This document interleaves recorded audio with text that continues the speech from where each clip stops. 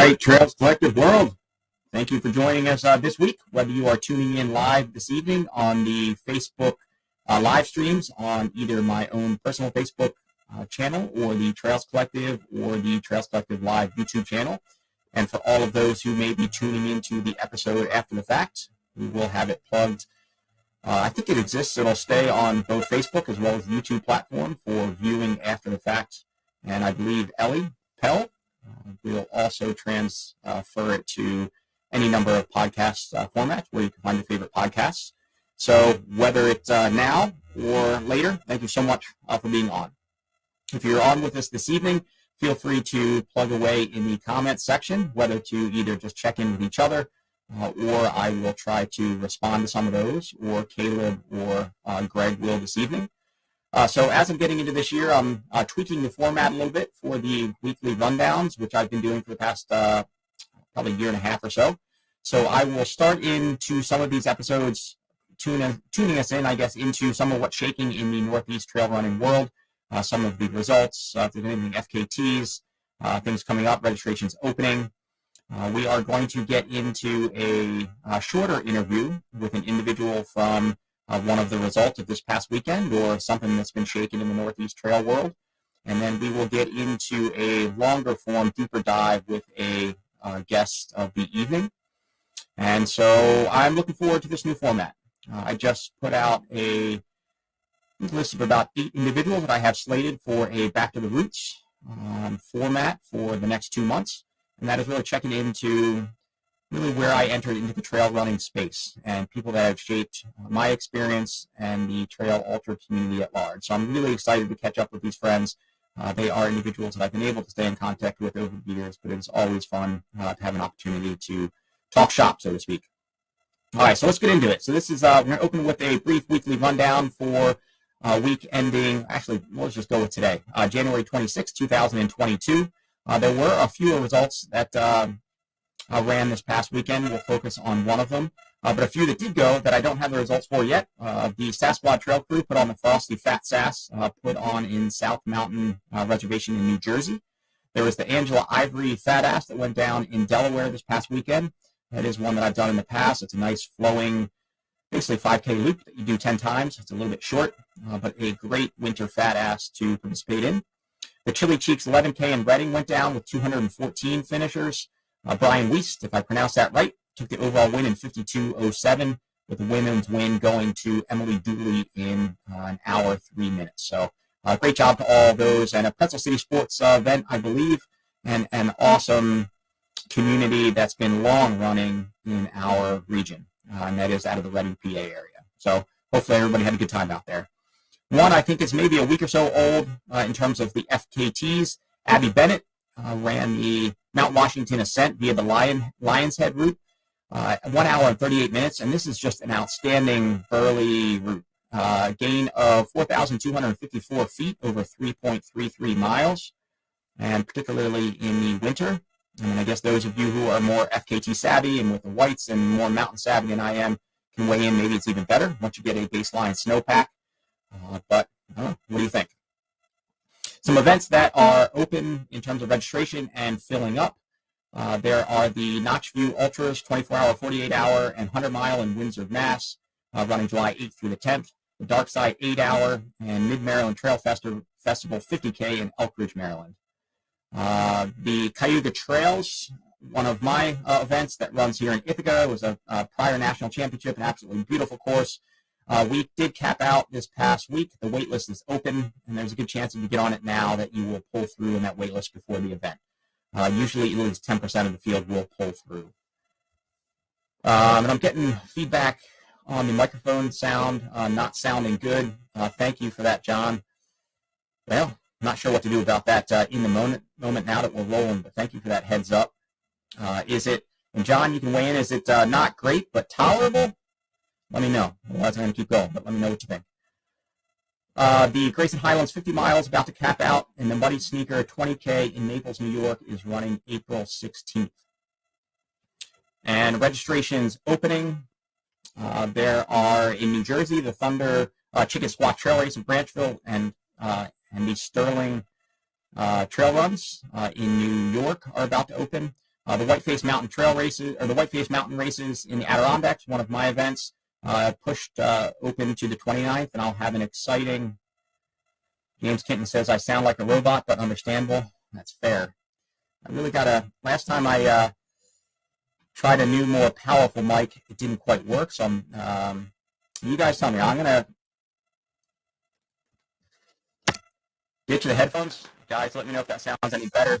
I can try another mic. I'm just not sure whether it's going to work in the moment. But John and James, thanks for letting me know, and let me know here in a second if that's any better. So Whiteface Mountain races, I'll have a pretty exciting announcement for that tomorrow. So stay tuned. But I have registration pushed back. Sounds the same, Grace. Thank you. Pushed back to the 29th. And on the 1st, the Sterling Furnace Half Marathon in Tuxedo. I already said that. In the Big Bear Squatch in Bear Mountain. The Lottery for Manitou's Revenge in Wyndham is about to open. Winkley Dam Ultra in Prosecco is about to open February 6th. And in PA, the Keystone Backyard Ultra, last person standing in Jim Thorpe. And there'll be a slate of events that are about to open in Virginia. Old Glory Trail Runs in Glen Lynn, Lake Ridge Endurance Runs in Dublin, the High Bridge Ultra in Pamplin, and the Eastern Divide in Pembroke, Virginia, all opening February 1st. And then one on deck for this weekend is the Bob Visa Burden Winter Edition going on in the Buffalo area. And I talked to Vinny and the crew that are putting it on, and they are excited for the weekend. So that has what's been shaken in the Northeast Trail world. Thanks for bearing with me as I'm trying to respond in the moment on the sound. But I am going to bring in here Caleb Roth.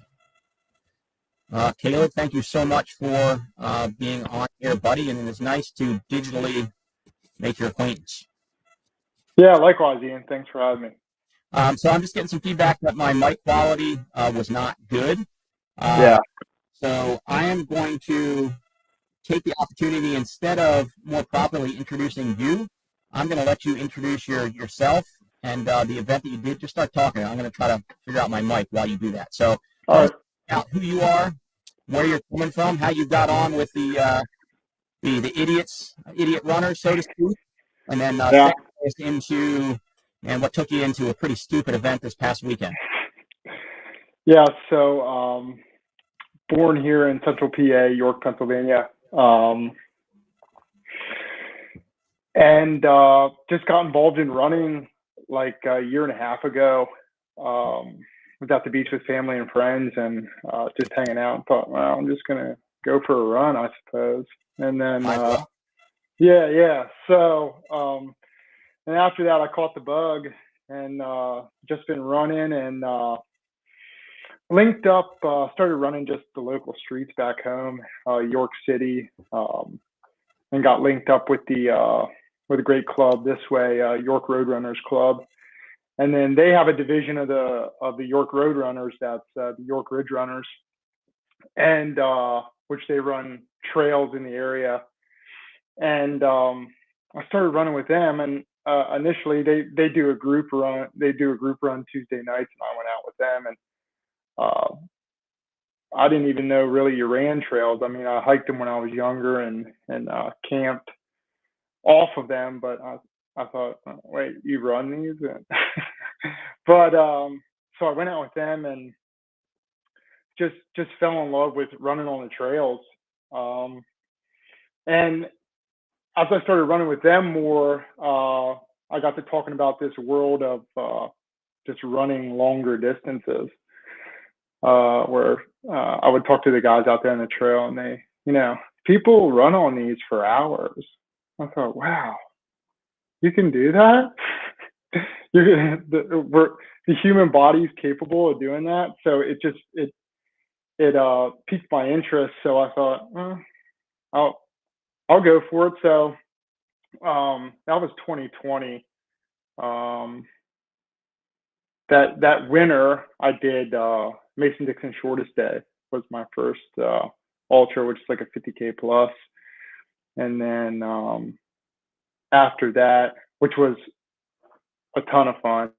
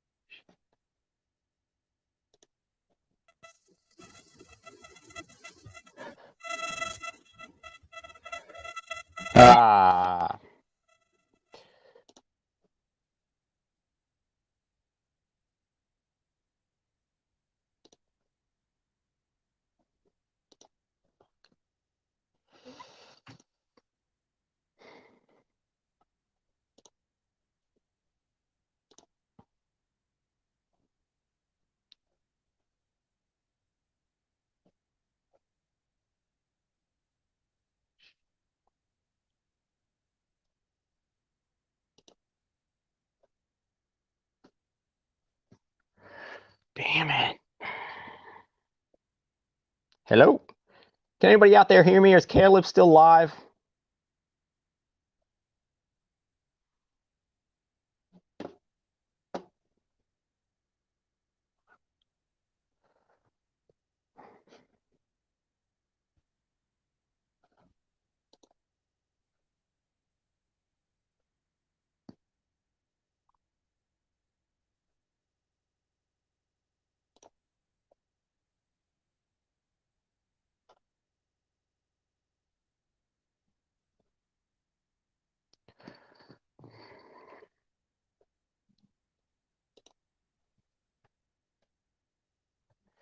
Hey, all, bear with me here. Sorry for the technical issues. I'm trying to figure this out in the moment, but it's not really working too well. My apologies. I tried to switch mics, and it just dropped the whole StreamYard streaming platform. I'm logging on with a different device here, but some reason it dropped Caleb off of the frame. So bear with me. My apologies. I'm trying to figure this out as we go here. Let me shoot a message to Caleb. Sorry, guys, bear with me here.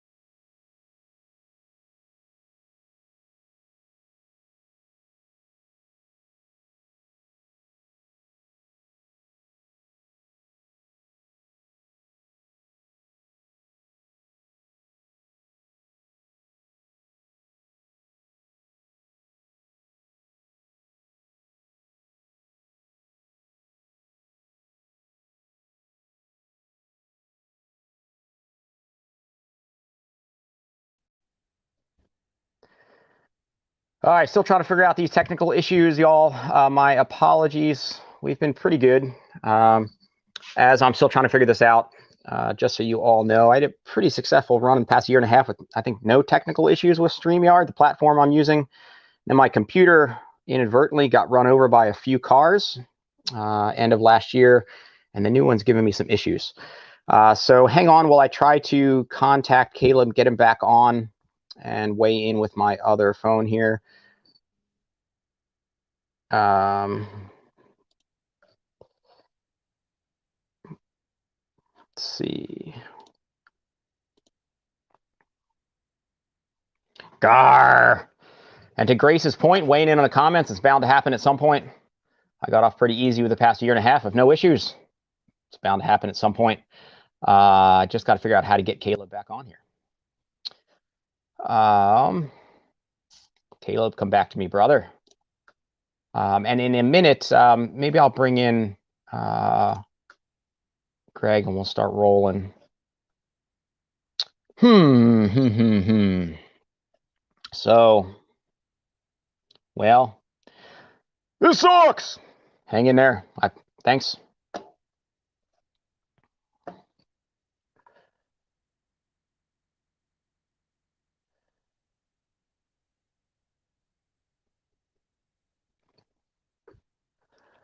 All right, I'm going to have Greg log in just in case.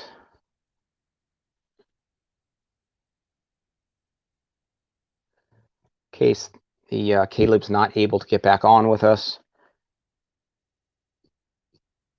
Thank you, Chris. Thank you for the support there, brother. So we'll see if Caleb comes back on. If Caleb is able to come back in, we will bring him into the feed.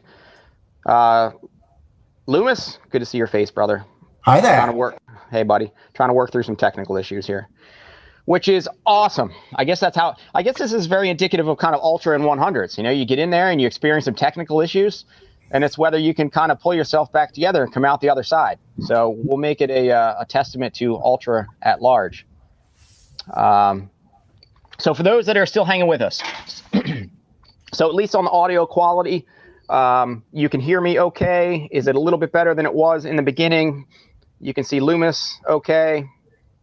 Grace, Jim, Chris Roberts on. Let us know if audio's okay, video's okay, and we'll try to roll with that.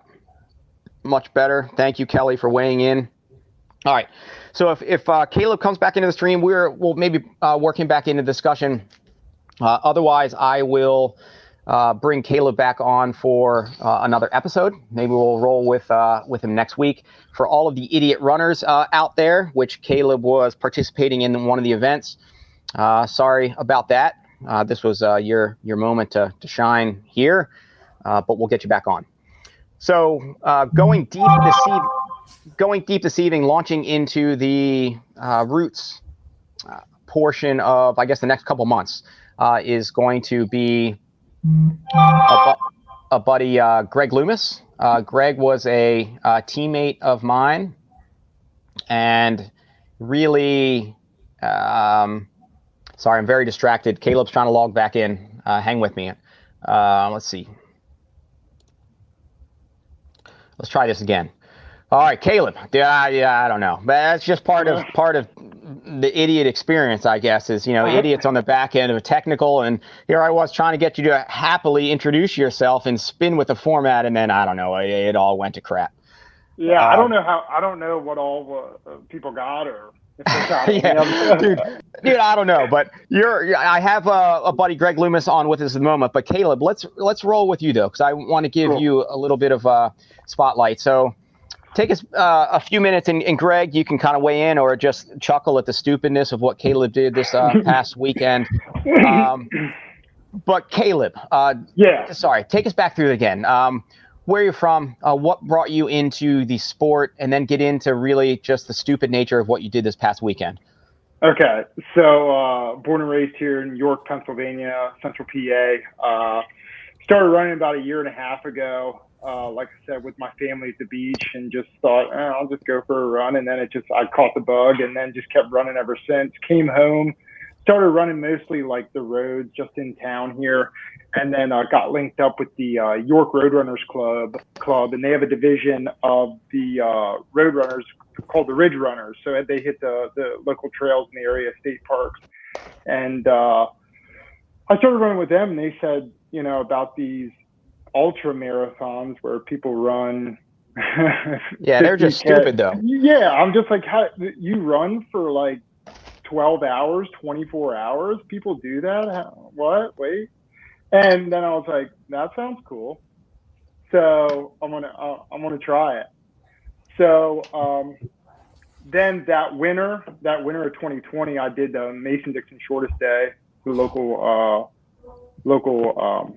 50K plus, and just got the itch to just keep doing more. So did a couple more races that following year, and then met Eric Kosick and the Idiot Runner clan and family out at Eastern States last year when I paced Steve Larrick for the last like 27 miles of that race. I met them at Long Branch aid station, was volunteering with Idiot Runner crew, and got to talk with Eric, and he said about this race that he was having in January 2022, where it was going to be freezing cold, and you just run this consecutive 4-mile loop for however long. Yeah.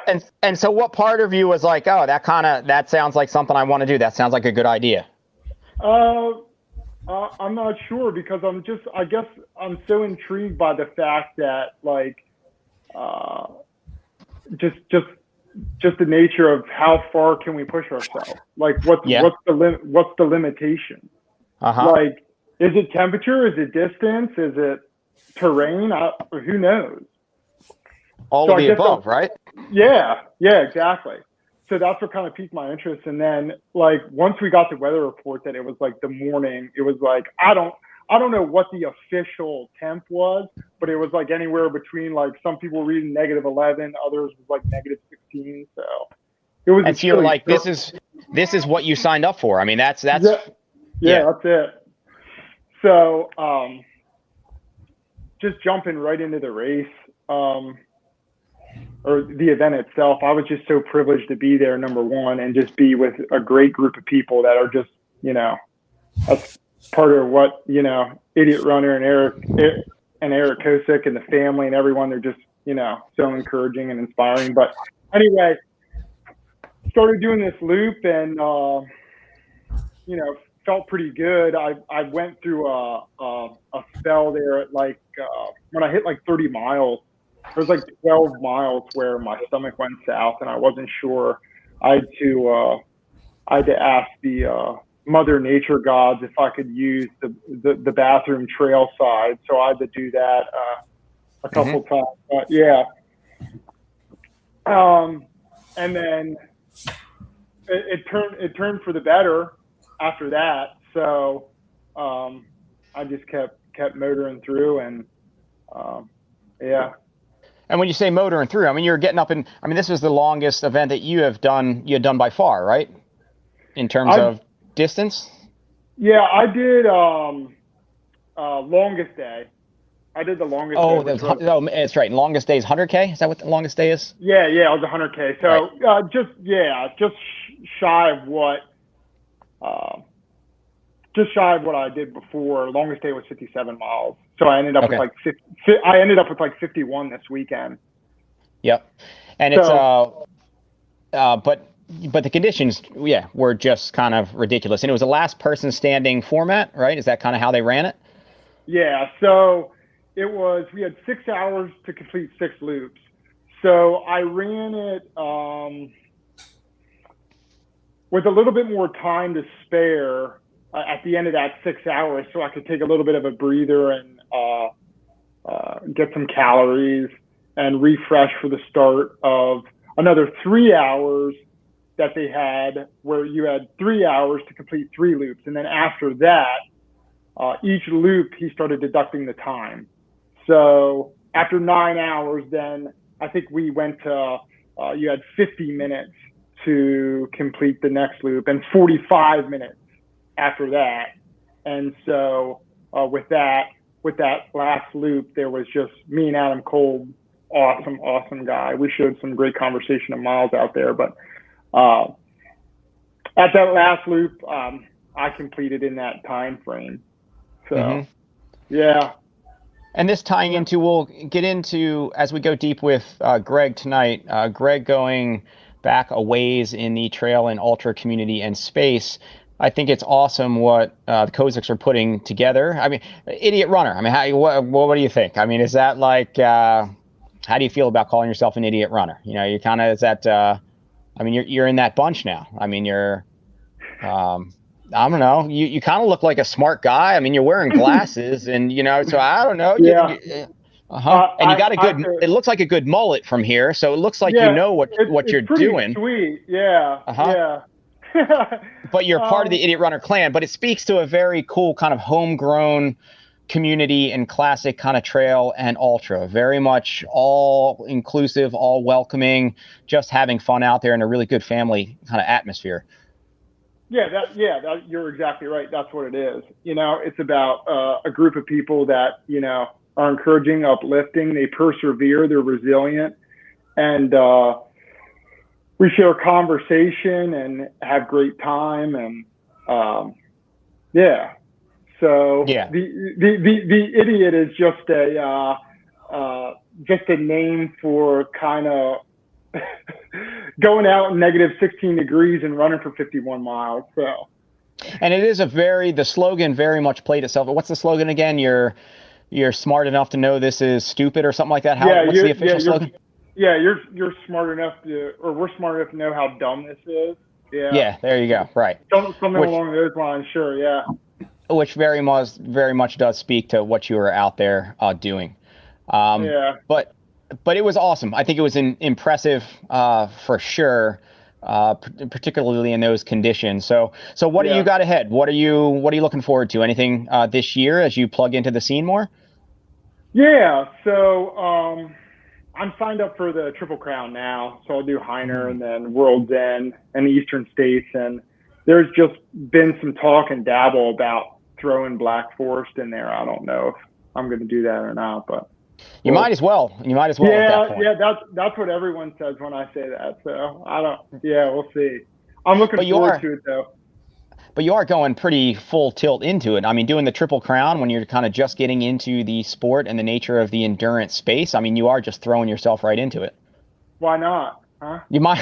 Why not? Yeah, why not? Hey, yeah. I mean, if you're going to have idiot on your shirt, you might as well, go full tilt. Yeah. What? Why put it off? Why just if you want to do if you want to do something and you're passionate about it and just pursue it, right? Yeah. Well, that's awesome.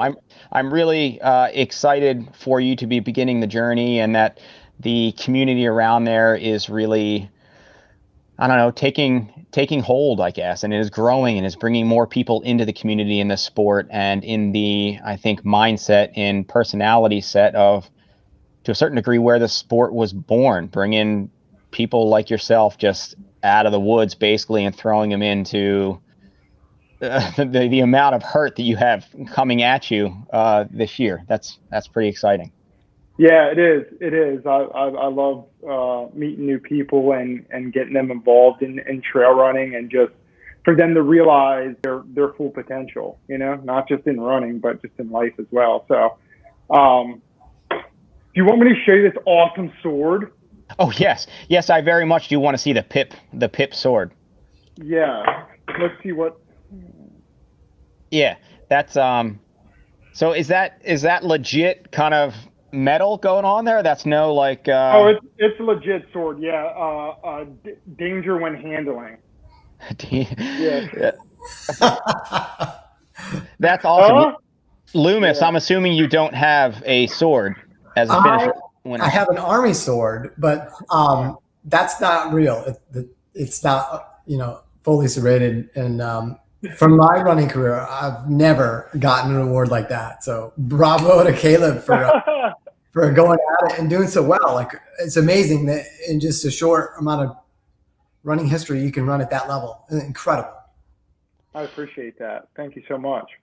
And Caleb, I'm willing to maybe put some amount on the table, whether it's in shoes or gear, or maybe it's like $500 per race or something like that, if you'll actually carry that sword like in a holster for each race in the Triple Crown. Like, maybe it adds up. Like, maybe you get 100 if you carry it for Heiner, and you get maybe 200 for the next one, and then you get like 500 for Eastern States or something like that. But you got to wear it the entire race. I like and you that. Have to, yeah, you should. Go ahead, and then I'll say it. Oh, no, I was just going to, I was thinking already, how I'd equipped it, right? So I'd probably just, have my vest, and then I'd probably just put it, down in between my back here. It'd be perfect. I'd prefer if you actually wore it over your waist and with a little sheath on your waist. And so it's actually really awkwardly kind of dangles in the side. And if possible, I'd like you occasionally, when you come up and you're running next to somebody, I don't know, just look like you're kind of angry and just I don't know, maybe take it out. Or maybe just start talking to him about your sword while you're running. Yeah, take it out and growl. Yeah, something like that. Yeah, there you go. All right, well, if you want to take me up on that, we'll follow up more, and I'll look forward to the photos and hearing the stories of you doing that. But thanks so much for being on here with us tonight. And I'm sorry for the technical issues. I'm going to have to try to figure that out somehow. But so thanks for logging back on. Thanks for sticking with it. And I'm looking forward to seeing how, I don't know, just the experiences, I guess, that you got ahead. Yeah, I appreciate it, Ian. Thanks for having me on. It was great talking with you. Yeah, man. All right, maybe we'll catch up more in the fall or sometime around there. Yeah, definitely. Sounds good. Good luck to See you, guys. Greg. Thank you. All right, Loomis, thanks Hello. for coming on, man. And sorry for the technical hiccups there when you were coming on as well. But and thanks to all those for being on with us. As I had mentioned when I brought Greg onto the thread, Greg, and it's weird to call you Greg. There's probably not much time in our lives where I've actually called you Greg. Very little. Yeah, very, very little. But for the purposes of this evening, I can try to make it work.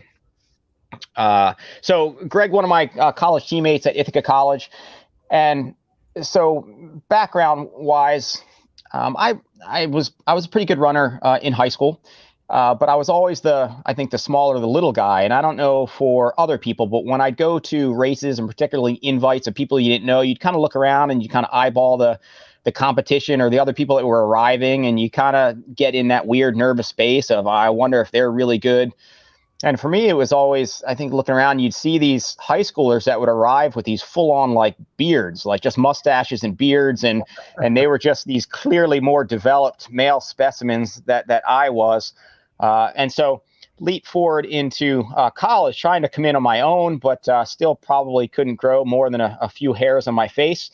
And here comes in Greg, which we then coined Cabin Boy Loomis, because the dude was just all like, he just seemed old and experienced, and he had this full-on mustache and I think beard at the time, and he was a pretty spry runner himself. And so that was kind of the intro into, I think, the impact that Greg, you made on me initially, and we had the years of running together as a team. But from there, and what we'll dig into tonight was, I think you were one of my first, I guess, experiences into normalizing ultra, so to speak. I think there was occasionally a individual that would show up at maybe some of our runs with some old guys when I ran in college, or in high school rather. But these ultra people were just like weirdos. They were just like, they just seemed really old, and they were really hairy, and they were in these like Rocky Balboa sweatsuits, and they were in these shoes that were like 20 years old, and they were just talking about running like really long distances. And I was just like, well, that's kind of entertaining, but you're kind of weird. And that's awesome. And then so here comes Greg, and I think post college you just started immediately kind of jumping into longer stuff. So Greg, introduce, I guess, yourself, where you're coming in, and then I want to dig into that starting point, I guess, really where you first found the trail ultra space and what you drew you there, and let's just dig in from there. Okay. Well, I came to Ithaca as a transfer. So when I came in for my junior year, you were coming in as a freshman, so we were new, and we lived in the terrace dorms together, and that was like an instant connection because we ran together, we were dying together, and I was like a year older from my grade level in general, and then I was a couple years older than you because you were a freshman. So although it was only like 3 years apart, it seemed a lot.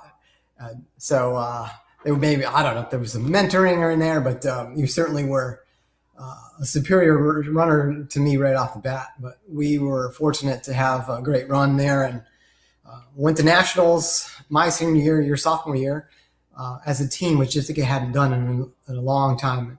Boy, that was incredible. And then graduating from Ithaca, for me in 97, I loved cross country, and I loved trail running. And that was just the most fun I've ever had. You know, I had run track since I was in middle school, but cross country was where it was at. And I had done a couple like shorter trail races in the Finger Lakes area. And one of the races that I did was actually a 20K. And I had done that, I think, my junior year of college. And the race was a 20K. And then people went out and did it again for like a 40K. And I had kind of run pretty hard because, we're in college, we race. When you put on a number, you race hard. That's just how it was. It didn't matter if it was trails or hills or whatever. You're breathing hard, And so when I finished, this guy I was close to, I couldn't believe he was close to me. And he was like big, like not thin. You would look at him on the street and think, this guy doesn't run. And he was old. At the time I was like 21, and he was well in his 40s. And then he turned around and he went back out to do the loop again. And I was like, what? And so I was talking to somebody at the finish line, and they're like, oh, that's nothing. That guy does 50-mile, 100-mile races. And I was like, that's a thing? That's incredible. And I had watched the 1994 like Leadville 100 on TV on like Wide World of Sports, and Ann Trayson had run Leadville up, competing with the men, and that was like kind of mind blowing. And then this was like bringing it home, because these are real people that I met running on real trails that I ran on, capable of doing unbelievable distances like that. And I was like, this guy can do it. Can I do that? So right away in July, that group, the Finger Lakes Runners Club, put on the Finger Lakes 50s, which is a 50K and 50 mile that they've been doing for years and years. And this is around the year 1999, 2000, somewhere in there? We're 97. So yeah, 97. I had just graduated, and I hadn't, I was going to go off in the Army, and I hadn't, not till the fall. So I had the summer to kind of kick around a little bit. My longest run was 19 miles that I had done, which was even kind of long for us, for cross country people, but I had really liked running long and enjoyed the easier, slower pace rather than some of the intense workouts. And so I signed up for the race and went and did the 50K. And because I was like just out of college and still with good speed, I had run like 33-minute 10K that spring. I ended up finishing 5th. And like, you could stop and eat brownies, and like the people that you're running with talk to you. And it was like, it was a whole different world of competitiveness of like, can I finish? And not like, I'm going to beat this guy, and like brownies in a race. Oh my God, that was like amazing. That was like my two favorite things. And so it's just kind of love at first community at that point. So pretty much. And so then I did some marathons and tried to, break 3 hours and get into Boston and things like that. But just for a little bit. And then in 1999, I came back and I ran the 50 mile after doing back-to-back marathons to kind of see if I could handle it. That was my like green light of like, yeah, if you could do a marathon on 2 weekends in a row, then you could probably do a 50 mile. And so I went there and I ran, it was a loop course, and I ran really slow the first loop, talking with a woman named Barb Bellows, who ended up winning the women's division. And then the next loop I picked it up, and I moved up and I went in the lead and I actually won the race and set the course record in my very first like true ultra. 50K is really close to a marathon, let's be honest, but 50 miles, awesome. Huge. Oh, well, there's a point of contention. Are you, all right, well, keep going. But you consider 50K an ultra. I mean, you're not, I do, absolutely. Yeah. But it's like people who do road marathons, like, oh, I could never do an ultra. I'm like, you could do an ultra tomorrow. Like literally the difference between a marathon and 50K is like you walk a little bit more. Like, if you haven't walked in your marathons, you probably should, because you could go faster with. But for you, I distinctly remember joining you for a portion of a road marathon where you were actually doing quite the walking and saying that running hurt and walking felt a lot better. A lot better. You remember that as well as I do. Yeah. Very vividly. 1997 Wineglass Marathon, my first attempt at a road marathon, and I went through. The half and 15 miles thinking I could run 6-minute mile pace. Like we were young. I was just out of college and had, been training hard for a long time. And I came through 15 in 90 minutes flat, which now sounds mind boggling. And then about 18, I started cramping It was hot. And then by 20, I was 202. And then it was like disaster. So you saw me at about 23 and a half, 24. And I was literally walking and shuffling and trying to make 10-minute miles, and ended up coming in at 254, which, that's a pretty horrible last 10K there. Yeah, I mean, it's still, a solid time by our standards now. But very solid time. And you know what, Ian, that's still my PR. Never faster than that. Well, a couple of years ago, I think I've only done Manitou's Revenge a couple times, but one year I took it out what felt comfortable, but way too hard, and then walked in most of the back half of the race. And then another year where I was really conservative and was on a certain pace, but it still, I think that you take it out that hot and you've just got so much of a buffer that would have ended up still being my best time out there. And you in Wineglass, you took it out that hot and you were flying. Right.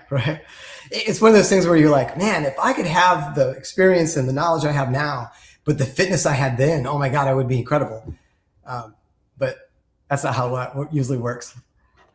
And maybe we can get there too. But I was listening to, as I'm starting to look into this series ahead with all of you, I was listening to a podcast from Trail Runner Nation with Chrissy today, and in one of the and then texting back and forth with Chrissy on my reactions as we were going there. But one of them was when they were just asking her about the Chrissy of age 20 or 22 versus the Chrissy of now, and kind of like just, the differences and who you would have been. And there you kind of comment on it as well. And for her, she has gained, I think, a lot of patience, and the emotional level has changed a bit.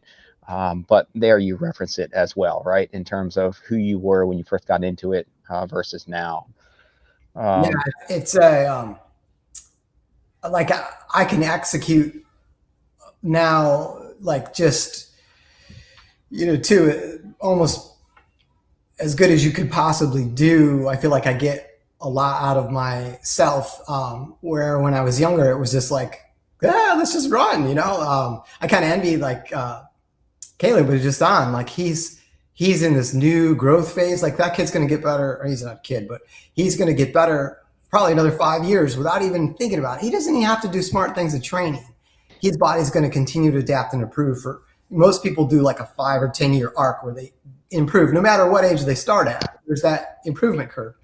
Mm-hmm. And for me, that was in college. Like I started running consistent mileage in 1987. So like people talk about what's your running age, and I'm an old timer, so it's a little discouraging. I can't run like I used to, but then it does make a lot of sense. But what I can do now that I couldn't do in my 20s is, man, I can run consistently, and I'm not nearly as beat up after events, and I can do them frequently, and I just take care of myself head to toe a lot better. Yeah, so let's tie that in. So some of your experience between then and now. So for those who don't already know Loomis, your undergrad was exercise physiology. What were you? Right. What was your undergrad? Yeah, exercise physiology. And then you went in and picked up physical therapy after the fact? Yep, I got a master's in exercise physiology at the University of Virginia while I did Army ROTC, because I had enlisted in the Army after Ithaca. And then went back to do ROTC and got another degree. And then the Army, thank you, America, for your tax dollars. They sent me to get my physical therapy degree. And then I was on active duty for a number of years, and then worked as a government employee at Walter Reed during the peak of the war. And then I even did a little bit of training in prosthetics because I had worked in the amputee center and had unbelievable respect and interest in that.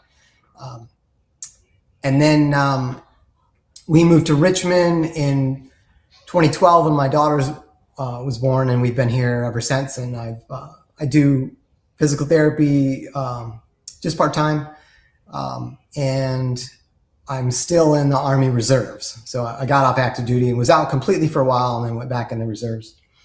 So all that to say, though, with your background and education as well as just interest areas, starting in exercise physiology, like you went right into very naturally there talking about like a 5-year arc curve and the physiology of runners and the age of runners. And so you've always been very, I think, cerebral, I guess, in your awareness and knowledge of training. I mean, very, very passionate as an individual and very into it, and not to say you're not emotional, but in terms of your knowledge base of the sport and training, that was kind of there from the beginning. And it seems like that was, I mean, you would tweak things, you would explore things, but always with a very, I guess, knowledgeable lens in that regard to the sport. Yeah, and like my father ran when I was a kid, and my older brothers ran for our school, and they both ran in college. And so I was a fan of like my family and a fan of running. And I would read Track and Field News and Runner's World and hey buddy, magazines when I was, the way that other kids, would play video games at the time. I was reading like running magazines, and it was just always a huge interest of mine. And that kind of let me go into exercise science as a study, is because I was just very interested. I wanted to be better. Like when I was a kid, I was like, I want to be Olympian. I want to be like Bill Rodgers.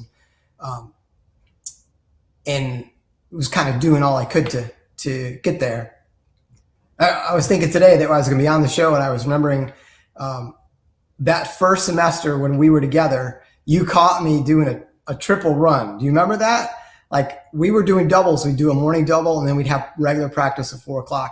And then in the evening one night, I went for a run again, and like you saw me, and I felt like all bad. Like I was doing, secretive stuff I shouldn't be doing. And you're like, well, what are you doing? But that was the thing. I wanted to be better. I always wanted to be good at it because I liked it so much. And so when we think about, I guess not that long ago, right? I mean, it's 97 and 2000, but in terms of how, like I was thinking earlier when I was thinking about you and the physiological, I think, knowledge of the space and training, that you and I would occasionally connect on physiological parameters. Like I think that you would try to break down maybe like why I was quicker, and maybe I had a higher lactate threshold or something like that. But in some of those correspondences, I remember finding some of the handwritten letters, and I don't know whether you were like off in the Army or something like that, but in that moment I was like, damn, like I know it was only 20 some years ago, but we're talking like handwritten letters here. I mean, computers were coming online, like email was like a new thing. Like, right, we were still looking at like microfiche for whatever, for some of these research articles like in the library. So all that's to say that it was a much younger space, right? I mean, we didn't have access to the physiological info. Ultra was still new. You didn't really know how that came in. You didn't have the host of nutritional supplements for better or worse. It was such a new trial and error space when you were really getting into it and exploring that stuff. Like you think about that first marathon that you humbled me with when I was walking. Probably why I was cramping and dying so bad was there wasn't gels then. There was no like shot blocks or Tailwind, or there was Gatorade. People used Coke, like defizz it and cut it in half with water. And that was like your nutrition plan. And nobody had said, hey, Loomis, you need to take 600 calories in during your marathon or you're going to bonk. Like that wasn't a known thing. As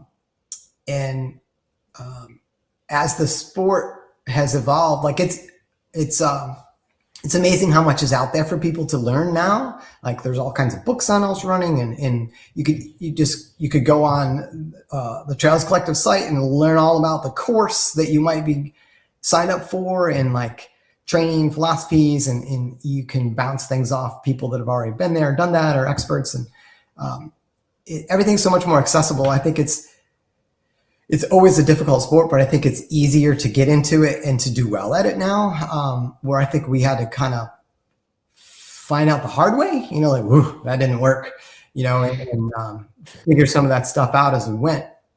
And it's funny, right? I mean, it's fun to think, because I don't think I've really dwelled on this. I mean, I'm around product for a living for the past 20 or so years, Right. but it's fun to think back just on the things you're talking about, but like even further. Like I remember we'll have a friend, Luis Escobar, on next week. But I just remember that first experience with him at Hurt, or at the Hurt 100. We had maybe, I don't even know if race vests were a thing. I think maybe there was like a Camelback, but it was Right. really thick and really hot for And mountain really heavy, biking. yeah. We had what we had was a handheld mini mag light, which probably had like 50 lumens or something like that. And I don't even know what the burn time was. You had I'd look at some of his shoes, and they would be like they might as well be like hiking shoes, like by today's standards. And Right. such a quickly evolved space that, I mean, a mile race is still as hard as it's ever been, wicked hard. The 100 sure. miles for you doesn't get any easier, but in terms of the things that in theory make it maybe more pleasurable to a certain extent, or more approachable, to your point, I mean, that's really changed in the past 20 years very rapidly. Yeah. And there's been an interesting arc. So, when I was in my 20s and experimenting with hundreds, and I gravitated to that right away. Like, I basically did my first ultras in 99 with some seriousness. And then by September, I was like on the start line at 100. I was like, this is the ultimate. I need to do this. And didn't finish and broke myself for like 3 months. But I was in my 20s, and you ate what was on the table, and it was, peanut butter jelly sandwich, saltine crackers, simple things. Here's some cookies, and the 2001 Cascade Crest, you paced me the last 45. And I don't know if you remember, but I had a Camelback, and I carried a sealed bottle that had straight up sugar in it, like a quart of powdered sugar. Like, I bought a 5-pound bag of sugar, and I filled this bottle, and I ran with the bottle. And when I got to aid station, because everybody diluted their Gatorade, so Gatorade is only 50 calories per 8 ounces anyway. And then they would dilute it, so you're getting 20 calories in. And I'm like, this is ridiculous. I would dump sugar into water or Gatorade or whatever it was, and drink that to try to up the calories. And my stomach was cast iron at the time, because you're in your 20s, you can do whatever. And then my physical, I could run a 16 something 5K. So I wasn't ever breathing hard or working at a high level like I do now. So jogging, 10-minute miles through the woods wasn't approaching, 5:30 race pace. You know what I mean? So then you have a lot of blood flow going to your stomach, and you can digest whatever you're putting in. So that wasn't such an issue. And then the middle of my career, I didn't train as much, and I was busy with my Army career and my young kids, and I just didn't run as much. But I still went to events, and my fitness got worse, my stomach got worse, and then it became super difficult to do these things because I couldn't get in the calories. And then you have hours of stomach trouble, and it is miserable. But I think now that's finally come around to a better position, because there are so many good options for fueling, and we know so much more about hey, you can't really overload that stomach, or it's going to fight you, and then the ratio of what needs to be in there. And so how is it, and this is, I don't know about for you, and you commented you were young then, or in your 20s, you had a cast iron stomach, and I don't know what is just age and what bodies will do and how they change, but I don't know about you, but my body has started just not wanting any of that supplemental stuff. In the fluid form, I think it'll take it, but gels, man, forget about it. I can't take those down, or even some of the sugary liquid gels or any of the stuff, man, forget it. It just won't.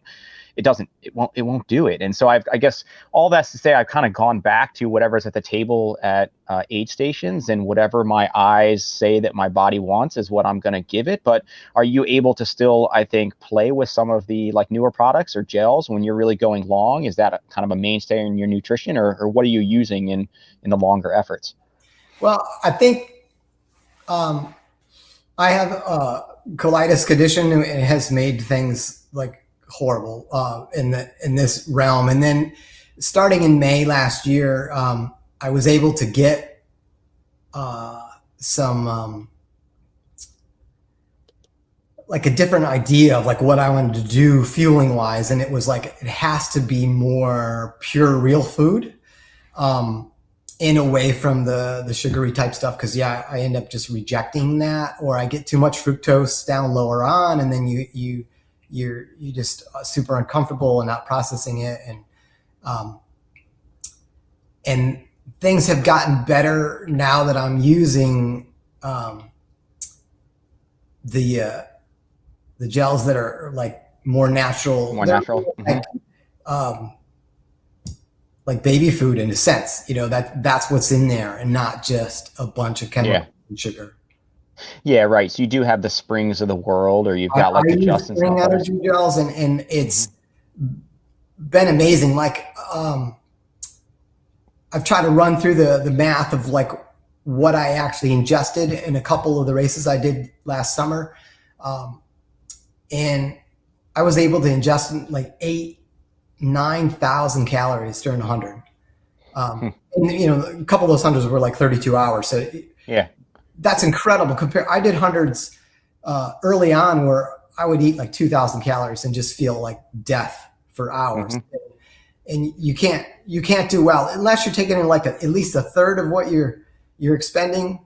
If you're, some of these athletes are fat trained and clearly the human body is adaptable. There are a lot of things that you can do with your body. I'm not going to argue the science on that, but if you're trying to be optimal, I think you need to ingest at least a third of what you're expending in 100, and you'll feel and recover really well if you're matching 50%. And if you're doing better than that, then in my experience, you're going to recover really well, and you're going to close really well. You're going to feel really well. If you look at people setting records, they're close to matching exact expenditure. I think the stats on the guy that just broke the 100-mile world record running sub 11 hours is mind blowing. He was taking in 400 calories an hour. And that seems to be the sweet spot. I mean, most people wouldn't know what their energy expenditure is, and I don't really know what my energy expenditure is. So when you put it in those terms, it's just like, I don't even know what that means. You're not eating enough, I'm sure. No, I'm totally not. And I'll mention, I guess, that in a minute. But it seems like the sweet spot for most people is if you can take in around 300 calories an hour, give or take, that you're sustaining or in pretty good shape. I mean, not that your stomach may still not shut down, your central governor may not try to re-regulate your system in some way, but at least you're doing what you can in terms of getting those calories down. Right. And you just will feel better. Like to be able to, I've done hundreds, I've done 50Ks where like I couldn't run for a week afterwards. Like I just felt terrible and so much DOMS of the muscle soreness, trying to go down steps and stuff. And these days my stuff's on Strava. I do 2,000 miles a year. So that's, 40-mile a week average is pretty darn low. So some of those weeks are bigger, obviously. But I hardly ever take any time off. If I go more than 4 days without running, then people in my house are mad at me because I'm not acting the way I should. I just managed to go on a very low volume compared to other ultra runners. But I can recover and be back. I'll be back doing repeats on the track a week after 100 these days, the last few years, because my intake during the race is so much better than it used to be. And yes, for sure that. But for those who also don't know, I mean, you've run, I texted you on the way here tonight, and I forget, but so you have 158 ultras under your belt? Is that what it is? I looked it up because I knew you were going to probably ask. Yeah. I'm at 158. Yeah, and I didn't know whether there's probably some that aren't necessarily in there recorded, but around 158, and you've done 3,700 mile finishes at this point? Right. Yeah. And your target is to try to get in 100 milers. Is that what the kind of a life goal is? I would say now, like there's been like 20 people in the world that have done it now. And it's kind of like when I was 22 years old looking at that guy at that race in Ithaca. And I was like, if that guy can do it, then why can't I? And so that's kind of been a goal I've done. Last year I had a huge year. I did 6 100-milers in 1 year, which is a lot. And if you plan that out, I'm 47. If I keep banging them away, I'm sure I can get there. That's the hope anyway. So knowing that you're doing that much right now and with that goal, yes, no doubt that a part of it is that you are fueling better.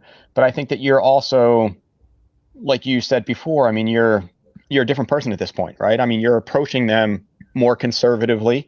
You're out there you're not taking out that first 15 miles in 90 minutes. I mean, your effort's definitely different.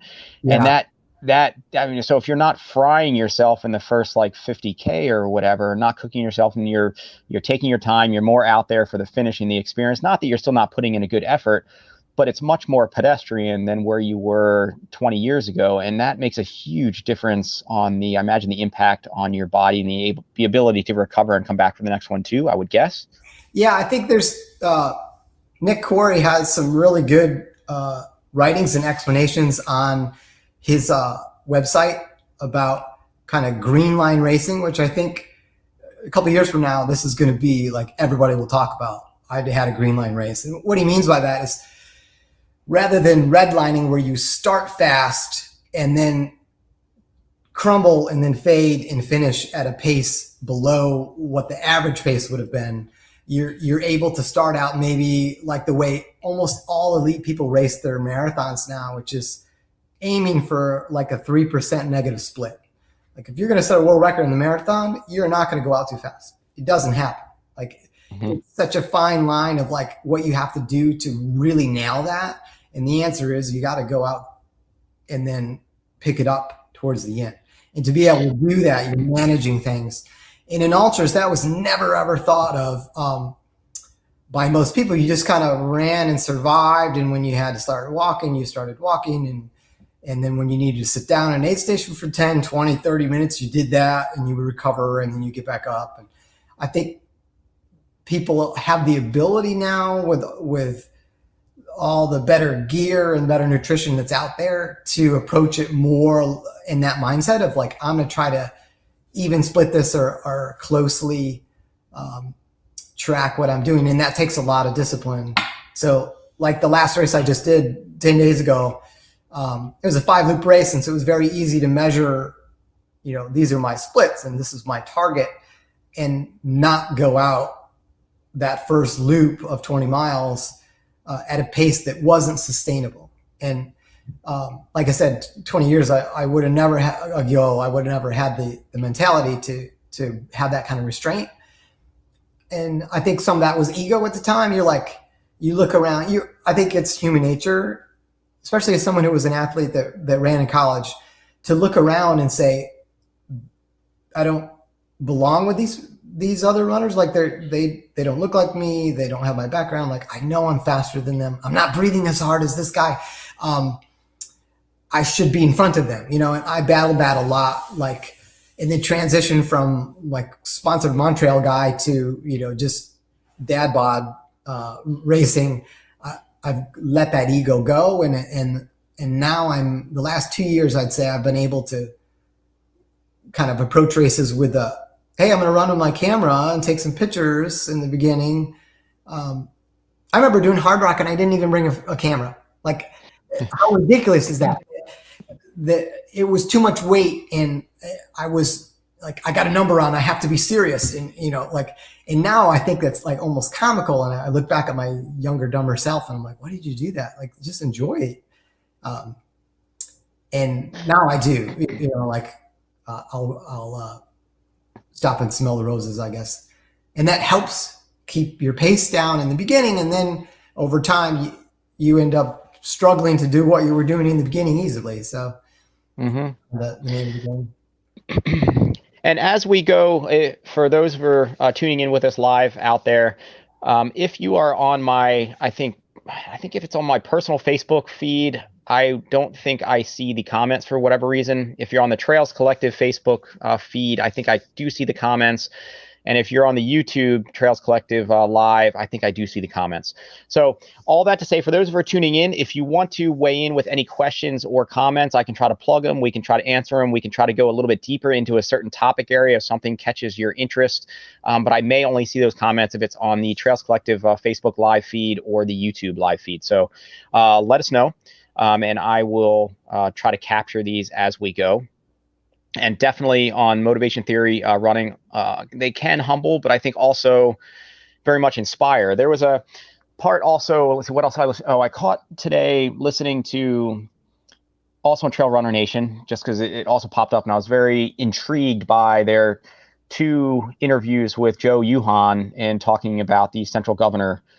And that was something that I think very much captured my interest when I first read of Timothy Noakes delving into the central governor. And I think in that addition of maybe lore of running, I think that there was like more research needed, or there were things that needed to be, I think, figured out, but it very much captured my interest area. And I think one of the things, and motivation theory running with your comment right there just cued me to it, where ultras can humble you for sure, but there's also the piece where and this was something I think Jeff Browning said to me, I think early on as well, where I think his comment was something like you have to run 100 in order to be able to race 100. And the way that you can basically rewire your system to basically let your brain as central governor know that like you've been here before, and you have confidence in the finish, and it shouldn't freak out as much, and knowing how to maintain yourself over to get through those swaths. And he's probably nailed it as good as anybody. But they can humble you for sure, but it almost takes, I don't know, I guess it takes that humbling, that trial and error, that confidence in yourself to rewire. And for you, Greg, you've done that consistently well. I mean, you've got so many finishes at this point that, yes, you're more, as you just said, out there smelling the flowers, taking in some of the scenery, so to speak. But there's also this, I don't know, I was about to say supreme confidence, but do you still go out there and kind of have the same doubts, and you're still going through the same ebbs and flows, or it's just like you've been here before and there's no doubt in your mind you're going to finish these things? Well, it's and I knew this in the very beginning, having talked to other people and just kind of figuring this out on my own. After that first drop, when I got to the second 100 was Massanutten in the year 2000. And I was like, I'm going to do all I can to finish this. And so that meant taking care of myself and like sitting when you need to sit. And then inevitably, you know, I tore my popliteus muscle in the back of my knee pit and was forced to walk. But I had committed on the start line that I was going to do all it took to finish. And so barring like, you know, kidney failure or something catastrophic, you know, like a super bad ankle sprain where you cannot walk on it, I was going to accept what that finish was. And in that race, I ran a good chunk of it with Sue Johnston, legend out of Vermont. I don't know if she's watching, but and if I had continued to run with her, I would have finished, you know, 24 hours or something pretty incredible for Massanutten. We were in the top 10 for sure for hours and hours. But when I slowed down at like 65 and then had to walk the last 30 completely just walking with that injury, I was okay with whatever finish would come. So I was like 30 hours to cross the line. But I had divorced myself from like, I should be in the top 10 and I should be this certain number. And I embraced that. But the only reason I was able to embrace that was because at the start line, I said, I'm going to do this. And there have been many races since then that I was iffy on the start line of like, I don't know if I'm really ready. I haven't prepped very well. This one's really hard. I'm not sure. And then when the doubts creep in, because you'll be in positions where you feel terrible, where you're tired and you're underfueled all at the same time. Usually like 3 a.m. in the morning, you know, when somebody should be sleeping and your circadian rhythm has you really high in cortisol and you should really be sleeping and you happen to not eat enough. And so you're hypoglycemic and you're bonking, and at the same time it's dark and you might be even questionably lost, and all of that will coalesce at the same time and at a perfect low. And if that happens, like in a loop race or something, when you're right next to your car, or in a race where you have crew and they're there, then it's so easy to pull the plug and say, I cannot do this, because you think, I cannot continue at this low level, because you can't. Some things are absolutely intolerable. But what Ultra's experience has taught me is you won't stay at that low level. If you eat, if you sit and rest, if you drink, if you wait till sunrise. Like did the Bighorn 100 a couple years ago, and I was at a terrible low, and I sat around a fire at the aid station with Nikki Kimball and Chrissy Mole, who are like amazing legends. And I just sat and talked to them until the sun rose, because I knew when the sun comes up, your hormones change, you feel better. It's light. You can put your flashlight down. You can start walking in the daylight again. That on your face, the sun feels great. And things would get better. And they did. And so then you come up and you're like, okay, this is tolerable now. I can make the finish. And it's experience is a huge teacher in knowing that you will do this up and down of the 100. And that's what lets me finish them now. Like, I think the last time I dropped was at Grindstone. I pulled a calf muscle at mile 7, so like you never know what's going to happen. Your body has to be able to handle it. I pulled IT bands in like completely trash feet and things like that you have to drop from, because my goal is to keep running. I want to be like Scottie Mills and doing hundreds when I'm 70. Like I want to keep running. So I won't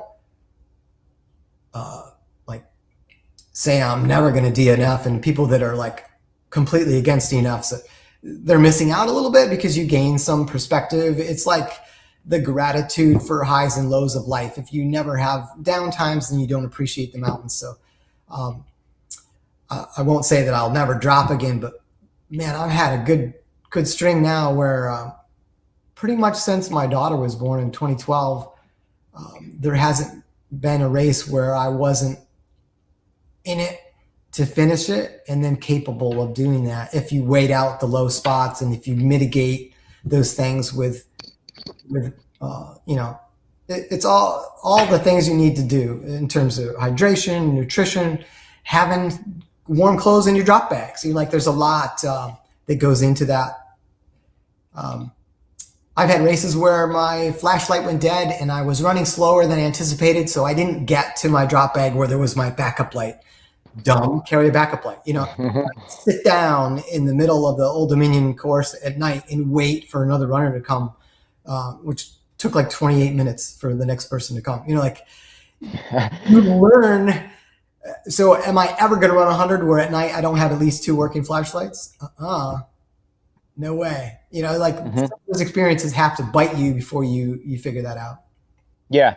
And that's one of those pieces. And it doesn't even have to be 100. So even at Hellgate this past year, I guess I've directed so many events over the years that I've seen. I guess I've gained the experience through just putting on and directing and being out there with people more than putting them on myself. And in some ways, you're experiencing some of the same things, and directing them in some ways is even harder than running them, and it exhausts me more.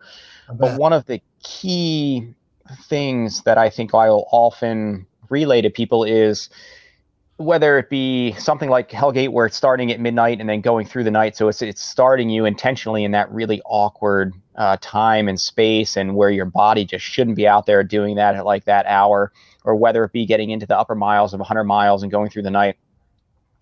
One of the key, I think, takeaways for me is just make it to sunrise. And you had just relayed that as well, as it's just like a whole new world. Like those couple hours before that are just carnage, and you're just like dreary and just like, this is awful. Like this isn't right. But it's just like, just make it to sunrise. And I think even at Wasatch, I was, man, I had a really rough patch from 75 to 82 or whatever it was. And also similarly dropped in, sun was just coming up, and we got to this aid station that had a fire, sat down for a little bit. Yassine, who was pacing me, was going to warm up a bit. But I was just like, man, I got to finish this. Like, the sun's up. I'm just going to walk this thing in. But then the sun did rise. And like suddenly it was, I think I started, I forget what was rolling through my head at that point. It may have been the House of Pain was just on like refrain, like in my head, where I was like, ain't going to go out like that or something like that. And you just start getting that energy and those cycles back. And then suddenly you're like running again. And it's just this awesome thing. And at least in that one, and it was pretty funny where I was running and I dropped Yassine and he wasn't able to catch me in that last like 18 miles. We ended up having to get like a shuttle or like a lift into the finish line, and he met me at the finish or whatever. But it's such a beautiful thing to be able to experience going from like being like done, like I am just done, to suddenly like, no, like game on. And that's such an amazing thing about ultra. One of the things, I'm not sure if you know Labe, and Labe, sorry if I may not be pronouncing that right. But Greg, I think you can read that comment right there as well, which you can maybe weigh in on. Well, I think it's probably less than you think. Maybe about 8 hours a week. When I'm building up, I might do some big weeks where I get maybe 15 hours in a week. I live in Richmond, Virginia, at 150 feet of elevation, and we have hills that are only 100 foot high. So in my normal life of responsibilities here in my own house, I just run in my neighborhood blacktop roads and cul-de-sacs, and then every once a month or for a race or maybe every couple of weeks that I'm really prepping for something, I'll drive out to Shenandoah National Park and get in some big mountains there. And I might do an 18-mile loop that takes me 4.5 hours. Or the most I'll ever do kind of on my own is maybe up to 30 miles. And that might be, 6.5 hours. So I don't spend a lot of time. At the end of the year, my stats always show that I average like 10 or 11 miles per run. But that's because I usually do, 6 to 10 ultras a year, and that really skews the numbers. But I always think that I would be better, like I was early in my career, if I was running 60 miles a week regularly and doing more hill training. I would be better. When I lived in Charlottesville, Virginia, and I was right on the edge of Shenandoah, I would run in the mountains at least like twice a week, and averaged more miles. But I did a couple like near 3,000 mile years, and the results obviously were a lot better. I don't think all of that was just being younger. I think that was just the volume that I was doing at the time. So what do you think about these? So on him saying he runs tons of vert, and some of the races that you're doing a pretty good mix of races too, right? I mean, you're getting a broad range of races. Some of yours have a good amount of elevation gain. Others are fairly as much as the hardest ones you can do. Honestly, like I really, really enjoy the mountain races. And even though I'm not acclimated, I'll fly out to Colorado and run 100 tomorrow. If you're like, hey, you could come do this, because it's just so beautiful. Like if you're going to suffer late in the night in any race, like it might as well be in the Rocky Mountains, right? And to pull those off, there are kind of certain things you need to do to be able to do a big mountain race. And that's one, have a lot of vert up and down training in your legs, or do a lot of squats and deadlifts and weight work. I think you can honestly get there with that as well. And like a higher mileage person would do better than a lower mileage person as well. But the way I'm able to do it now is I do frequent enough events that I don't really train that much in between them. So like last year was almost kind of like an experiment, because the pandemic had me honestly very depressed.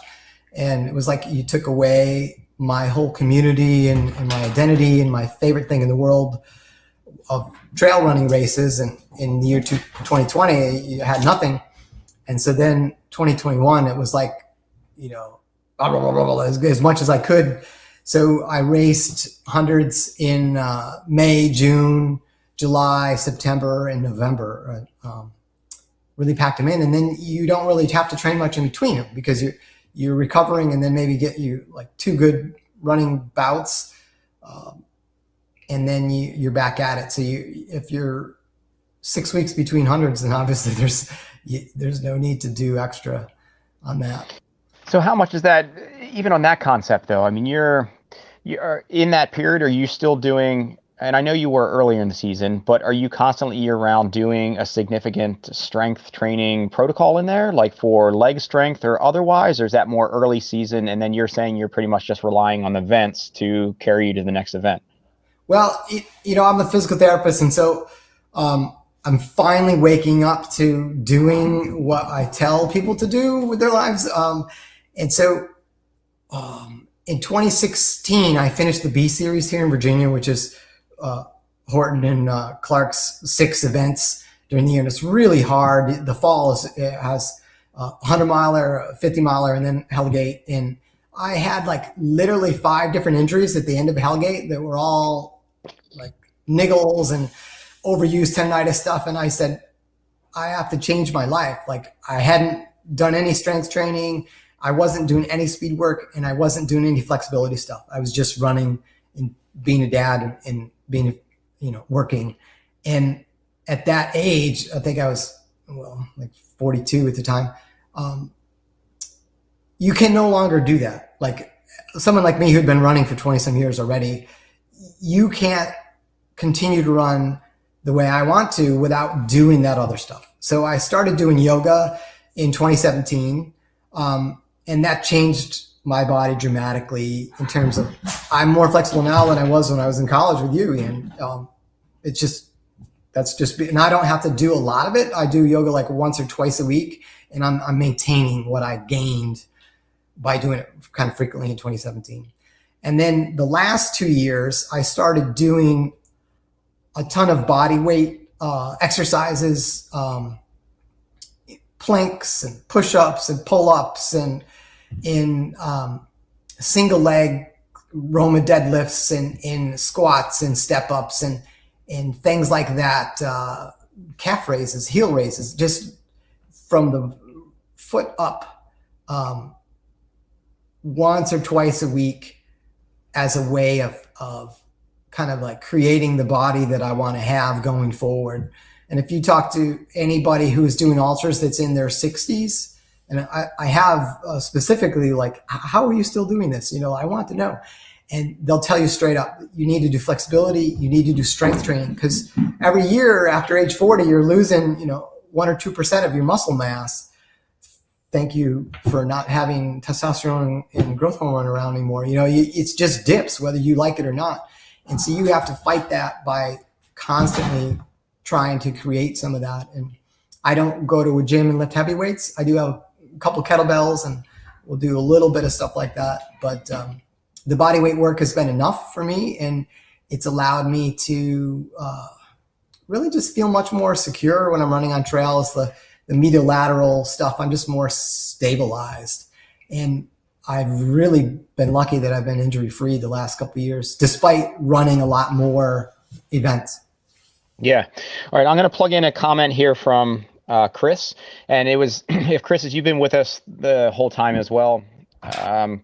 For those who are also listening as well, Chris Roberts is just launching his own endurance supplement line, long haul sports nutrition. He passed on a couple samples to me at Hellgate. I haven't had the opportunity in a long effort to really try it yet, but I'm looking forward to. And so that, I think that would have been pertinent in the discussion and being, I think, supplements where at least my body will still be able to process, as opposed to some of the gels and some of the other stuff. So I'm looking forward to seeing what his product is all about. But this from Chris in terms of how many hundreds is on deck or are on deck for this year. Well, I'm not one of the idiot runners in Pennsylvania, but maybe I would love to do. I have a unique situation where my Army Reserve duty is all performed out in Colorado. And so I try to combine trips to work with an event. And I just did that last week. I went out, raced in near Phoenix, the Coldwater Rumble, and then went and worked for a week in Colorado and then came home. So it's easier on the family to rather than have all that travel time to go to a race. I'll kind of combine the two. And so I'm going to be going out to work the last couple of weeks in May, and I'll probably race. I'm looking at Mace's Hideout in Colorado in June. And then I was lucky enough to get into Hard Rock. I'll race that in July. And then in August and in September, I'm going to make a couple other Colorado work trips. So I'm trying to do like a little Colorado Grand Slam on my own this summer. And other events may fall in before or after that. But as many as 12 just to try to wing that of like, could I do one a month? How crazy is that? Or on the fewest, it would probably be 6. And now you're getting into, and that's even, I get these recollections of also kind of dating myself of how many a year and individuals who maybe were up there in years that were still pulling it off. So I distinctly remember answering, when you say 12 a year, I'm like, oh, now I was about to say, now you're getting into Hans Dieter Weiser territory. But then I'm like, dude, that was like 20 years ago. Like, there's probably, so many more recent people that are eclipsing like his marks, but he was one that was up there in age that was still an example of somebody who could still pull so many of these off per year. Oh, it's unbelievable what people can do. Like Hans was a great example, and that was one of the first like individuals that I befriended when everything was new to me in 2000, and then had it in my mind of like, how is this guy doing this in his 60s? He did over 100 hundreds in his 60s. His life of 60 to 70, he did over 100 miles. Like it's mind-boggling to think about. And he would routinely come to he lived in Germany, he would come to the US and he would run races in the Rocky Mountains all summer long. And many of them were like back-to-back weekends. And I'm still not to that level. I've talked to you about this before, that like it would be awesome to pull that off like on back-to-back weekends, but my body at the level that I train at, I'm still not there. I think about that when I'm a week post event. I'm like, man, can I run one today? And I don't think so, because still the goal for me is like I want to stay injury free and keep running, and I don't want to get slow is a relative term, but I want to stay somewhat competitive in my own mind, like, and I don't know why. It doesn't matter, the race I just did, I really wanted to break 24 hours. I haven't done that in like a decade, but I only go to really hard races, and I thought that race was going to be a little easier than it was terrain-wise. And I ended up getting like 10K worth of vert on it, and it wasn't advertised as that much. And then it was quite technical, a lot of rocks, a lot of draws that we would go down into and then climb back out, and it was probably 10 miles worth of just loose sand, and so it was slower. If you look at people that have done Javelina and then they do this race, same Aravaipa event, same format, 5 20-mile loops, people are 2 to 3 hours slower, like the winter end. And so people like me was probably a legit 3 hours slower, and I held 24-hour pace through 70 miles, and then once I lost it, then I really lost it. It was the night, and I was like, But why don't I just like go out there with the idea of like doing it in 28, 30 or 30 hours and just completely skating through? I don't know. I've always been competitive enough that like I feel in the middle of the race and nobody's around me, I still feel like I need to push. How much can you push? That's the game for me, is like, how much can I push and still make it? And so I always want to get that right. And there have been very few races where I feel like start, middle, and finish that I pushed equally throughout. That I'm forever searching for a zero perfect race. You're like Bodie, forever searching for that perfect wave. Yeah, absolutely. So now you've been, all right, let's try to touch on a couple other things. We're about hour into talking with you. I don't know, I'm just feeling out these episodes. I'll try to watch who's tuning in, and if people are still attending to us. I really appreciate the opportunity. I could care less how many views are out there, so to speak. But in terms of a barometer to how many other people are paying attention, I really enjoy the opportunity to just catch up with you and talk shop. So about an hour and a half now. If you're still good, Greg, maybe we'll push it to maybe chatting you and I for maybe like 90 minutes here. So we'll push toward that too, but we'll just feel how it goes. So any of you out there, for sure, again, feel free to weigh in with comments. And again, I'm probably seeing the comments on the Trails Collective Facebook live stream, as well as the Trails Collective YouTube page. So if you want to get a comment over, do it there. For some reason, I don't think it patches in stuff on my own Facebook live feed. But so knowing that it's not that long ago, but still fairly early, or kind of the second wave in the trail ultra scene, at least in the US, late 90s or whatever, you've experienced a lot of beautiful events. You've been around a lot of just like colorful individuals, right? I mean, there's so many.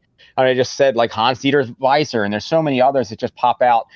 I feel like at some point, and I'm forgetting the name just in the moment, but John Giesler. So like you get these very colorful characters. So I think at some point early on, maybe it was like, I don't know, 10 years ago, 15 years ago at this point, you referenced just being in a race with like John, and you came by and he was like just totally like dead, like sitting in a tent or whatever. Like he was just like done. And then like X amount of time later, he just comes motoring by like fresh as a daisy, and he was just like gone. And at Virgil Crest this past year, he did. I had that recollection because he came off probably somewhere in the 60s or something like that. And he looked okay, but he was like, he's not like feeling so good. And his car was over in the parking lot, and he was going to go, I think, just drink some milk. I think he said maybe. And he would have milk and V8 juice. Either one of those, I feel like I would throw up in a race. And he would drink those at aid stations. And oh my God, talk about an amazing guy. Yeah.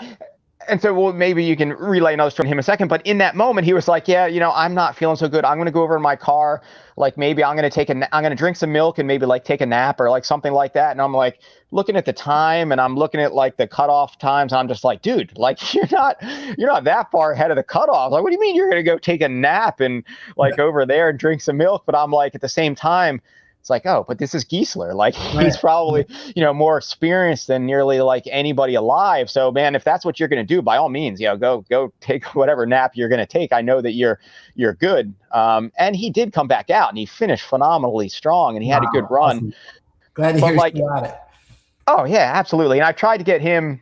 I've reached out to him a couple times, but he just doesn't return the message. But I'd love to get him on for some sort of interview as well. I don't even know if he does that or not, but it would be like awesome. But thinking back in your time, like, are there anybody that like jumps out when you think of just like kind of funny stories with like classic ultra characters at certain events or anything along that line? Just that it's like this, where the sport came from. When I was first seeing Ultra Runner magazine in 1999, like there was only 11 100-milers in the US and Canada combined. 11. And Jim Musselman and Jose Wilkie were going to do them all in the one calendar year. And now if you look at a calendar on Ultra Runner Running Magazine or Ultra Sign Up or something, there's over 200 events. Like, what kind of sport has had that kind of growth in just 20 years? It's pretty amazing. So now there's the thing that I'm really trying to do is get to as many unique events as possible. I no longer like to go to the same event that I've done before again. Like when I first started out, there weren't that many events, and I lived in Virginia, so it was like every year you went to go do Ascent again, and people would get these massive streaks going. And I don't want to do that anymore. I want to experience what's out there and see different parts of the country, and like, because most places that have an event are running on the trails that they find amazing, right? They want to show off their awesome trails to whoever will come. And I want to tell people not to just go to your local event year after year, only do that one and try to check a qualifier box to one day get in your dream race of Western States or Hard Rock or whatever it is. There are 200 other events. Like, go live life and do a different race. Like, you will find out that there are many, many events out there. They're amazing. If you had me rank order the 27 different 100 milers that I finished, Western States is not number one. It's probably more like 11th or something. I've seen much more beautiful terrain and had much better experiences at other races that people would never think to go to, because they're so focused on, I need to get this qualifier, I need to do this thing. And I'm like, for who? Who are you trying to impress? Like, live life, do something that's fun for the experience. Like, let's go to Virgil Crest, man. That's an amazing race, like unbelievable terrain. And it's not a Western States qualifier, so people aren't going to go. And I think it's a horrible shame. Yeah, and that, I guess, as you were talking, one of the things I was thinking of was the flip side of, like, I think of, there's just these pockets, at least nationwide, that I've experienced. But just thinking of specifically here in like the Northeast, you have a really active pocket, and that was one of your first ultras with the Schnips at Striders, like over in Connecticut. You have a really active scene in some of the pods in Pennsylvania, one of probably the biggest and strongest trail scenes in the Northeast. But where you cut your teeth in that first really community that you were really a part of and still a part of, and still there with like the EcoX sports on your shirt there. Yeah. For instance, with the Virginia, with like the Virginia Happy Trails community, right? I mean, you have this really strong community with really deep, rich roots with some amazing characters.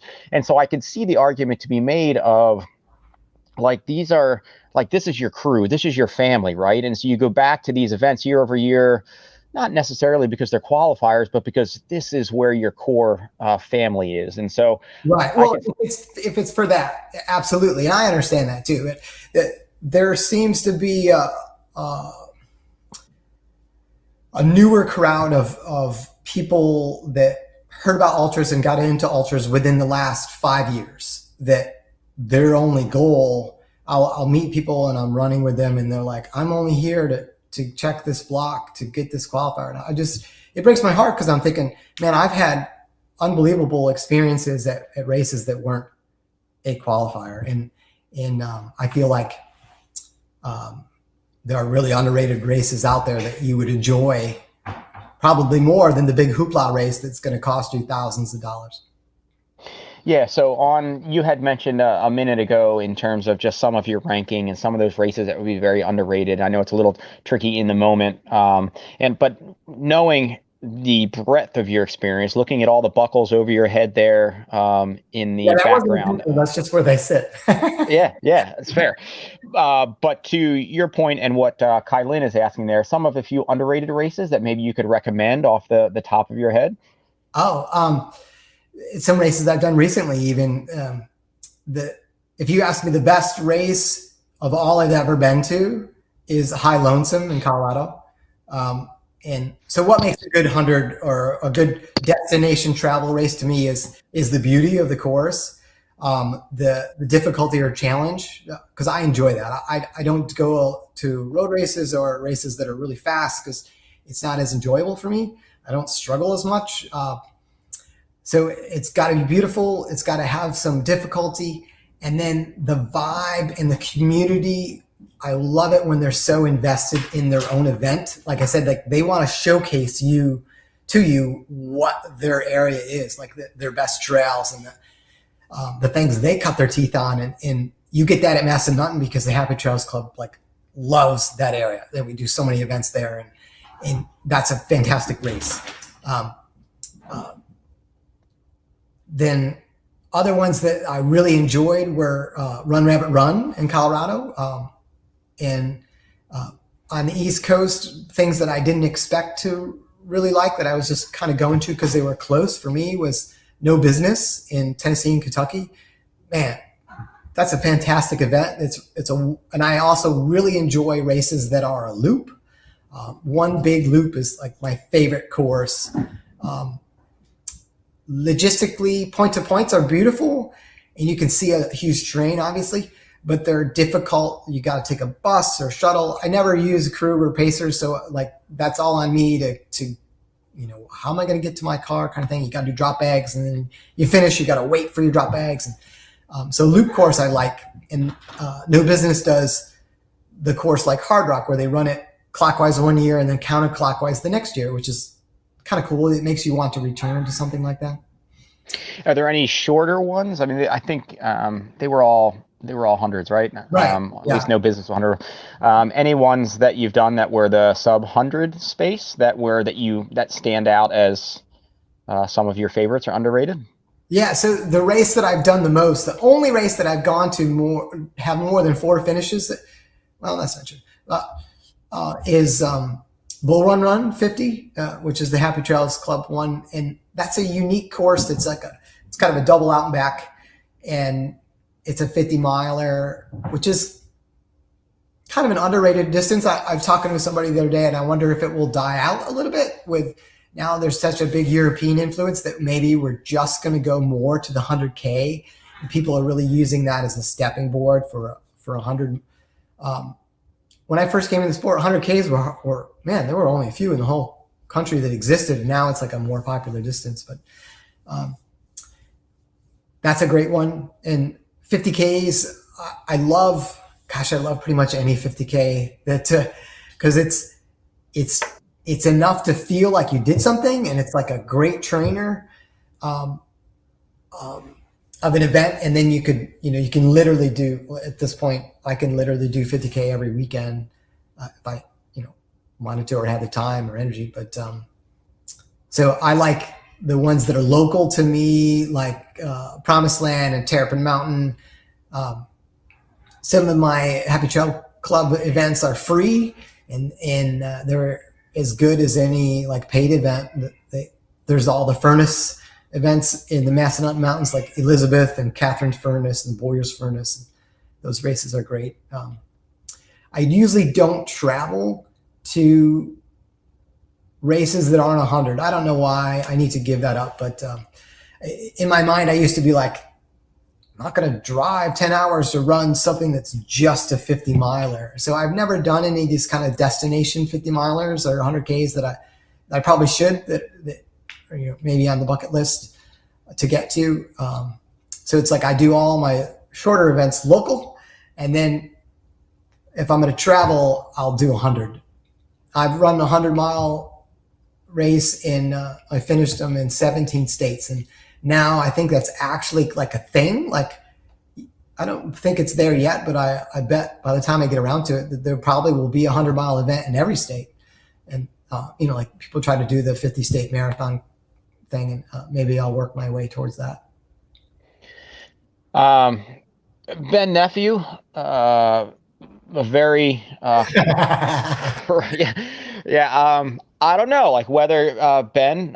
So the question, most importantly, who would win a cross country 8K right now, me, you, or Ian? Man, that's a good question. Well, I don't know whether. Go ahead, Greg. I would say that I would be last amongst that trio because of one reason.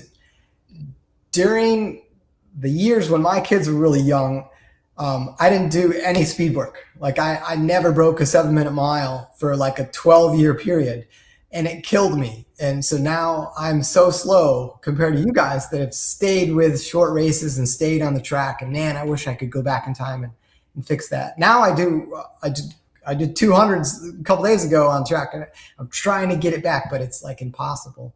So it'd be between you and Ben for sure.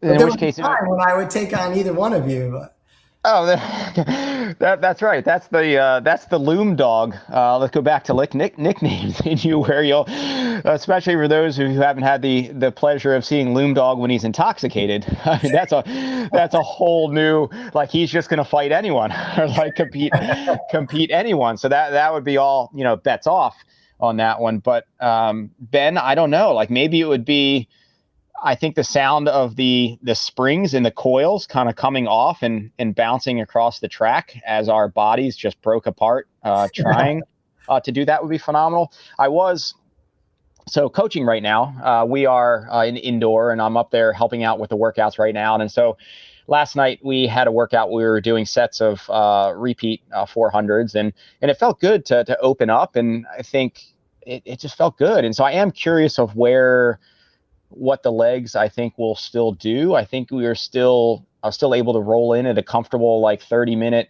200 split, or 30-second 200 split in there. So there's still a little bit in there, but I don't know. I may give this one to you, Ben, on this one for the win. But I don't know. Maybe we'll all throw down at some point. I would like to maybe, and it was actually Meisner that planted the seed when we were sharing some miles at Hellgate, I think. I think as he was coming by, I think I took it out pretty comfortable. It still felt pretty comfortable, and he's just a bit older and a bit slower. But he caught up and just kept shuffling right by, and whereas I was just like, I feel terrible. Like I am going to drop because this is awful. And it turned into I can make it 2 more miles, or I can make it 6 more miles, and then my crew, or the crew out there was like, well, we're not going to be at the next aid station. So you actually don't even have a choice or whatever. But I think as Meisner's point was, you should probably jump back into another steeple. And I was like, I don't know, man. I think I'd break. But I wouldn't worry about that. Yeah, but I'm curious. And so I planted the seed that if there's an open opportunity to do a steeple this season, that maybe I'd look into it. So Ben, I'm not sure a cross-country 8K would be safer, but if you want to pick off a steeple with me, I'll keep you in that loop when I found out if there's an open opportunity. I remember trying to run a steeple after I graduated from Ithaca. There was a Coach Nichols let us alums come and jump in one of your meets. It was an outdoor meet, and I did the steeple and slipped and hit the barrier and completely did it like a perfect dive in the pit, and that was it for me. Like, those videos and photos are hilarious, though. So, and I know we have some Ithaca alums, prior teammates, on the feed with us here this evening, if they're still there. So there's some pretty funny stories there, but I won't tangent too much into that. Motivation Theory, also a Virginia runner, said, have you done any athletic equation? So that would be Alex P's races down there. Those are great. He's got one coming up, not this weekend, but next weekend, the 8-hour, IC 8-hour right here in Virginia. And I've run his race, the 24-hour, is the only timed event I've ever done. I'm curious about doing that type of format at some point, because I've never really done it. That race I did with him, the goal was just do 50 miles and stop. So I was prepping for another race. And then I love his CIA 50 miler he does as a night run in June. I would highly recommend that race for anybody who is looking to do a summer 100 and wants some practice, like running at night and working their gear and practicing headlamps versus handheld or whatever. And that the aid stations are really far apart, so it gives you that feel of kind of like how a mountain 100 runs. I do that one a lot when I'm going out west, and it's a tough race. Ben also just weighed back in on the said on a more serious note with the question of, do you do any shorter races? He thinks the 5Ks are the most dangerous event for folks over 40, exploding calves everywhere. But do you do any shorter stuff? Well, I hadn't for years. And then the last 3 years, I've kind of started doing almost a weekly speed work session, and anything from 200s to like 7 by mile or some 3 by 2 miles, some longer stuff. And I ran the Charlottesville Track Club's trail series last summer. And so they have a race that's a 5K to 5 mile distance each month, May, June, July, and August. And then they keep track of the series. And that was like the most fun I've had in decades because it was trail racing and they were hard races with big hills. And it was just like in an ultra, you're trained to not breathe hard, right? Like that's the whole goal, is like keep the governor on. And in these races, it was like, they're going to be over in 30 minutes. You can just hammer. And man, that was so much fun. And there was over 100 people in that series, and I ended up finishing 8th. So it was like it was kind of like I felt some pride, you know. I was like, man, I can actually run fast still. It was great. I intend to do more of that. I am a little afraid of like just a straight up 5K all out, because I'm always a little disappointed comparing my current self with my former self. It's hard to get over that. I'm sure you're the same way on that. But like I ran my local turkey trot 5K, and you know, I enjoy pushing now again, where there was a long time where I didn't do that. So we may have just talked over it or through it, or you may have intentionally just nobody came to your mind. But I want to maybe do two things, just because I'm trying to a certain extent. Also, it's fun to bridge the gap with where you've come from, how the scene has changed, and where it's headed. So maybe this last 10 minutes or so, back to that question of, because I think the space is so fun. It's got so many colorful characters, and you could be like, yeah, I can't really think of anybody in the moment, and that's fine. But any just kind of fun stories to share of people along the way that have really added color to your trail ultra experience, and anything that kind of stands out as kind of funny or anything along that line? Just a lot of folks that I have tremendous admiration for. Like when I first started running the ultras, it was here in Virginia, and the Happy Trails Club had a bunch of guys that were like at the time that I considered older. You know, everyone considers anybody older than them old, right? But a lot of those people are still running, and that to me is amazing and awesome. Like Scottie Mills was in his 50s when I first met him, and the race director of Bull Run, and then he went out to California and was race director of San Diego 100. And he has maintained like an unbelievable ability to keep doing these things really high quality. And that's what I would love to have, is I want to be like that.